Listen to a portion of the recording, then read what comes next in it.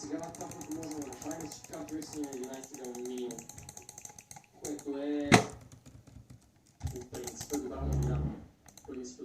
Но това, което ще направим сега, е, че ще апгрейдна ето грейвярда.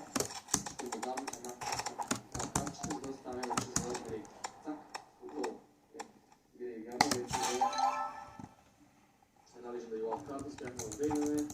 Ще направим с Magic Capture, две такива картички, за да можем да отидем на 11 левел. И също влежи и тук с това, и с това 300. Сега дигаме лопата, нещо си изгоблин, не можеш да добре. Тук не знам колко добре сега точно Legendary Wild карта, но когато Legendary карта преди значиха нещо. Сега вече не значат нищо. Тези Legendary карти. Преди беше трудно да ги вземем, сега вече е толкова лесно, че просто няма всичко.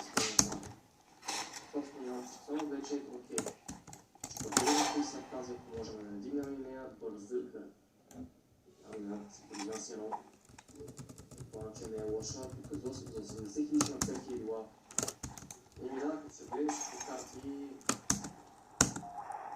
това искате да се изслужава, това там вече не се изслужава. Ето ги за 2000, леки неща. Ето ги е по-прески. За 40 000 гол тук, това на 2000 вече, за 100 000 вече, като гледаш някакви за 100 000, ти дава само 250 скандал, според мен трябва да се увеличава така, как се е честно, брат. Ако тук за това ще получаваш 600, на следващата да получаваш 1200 хиляди.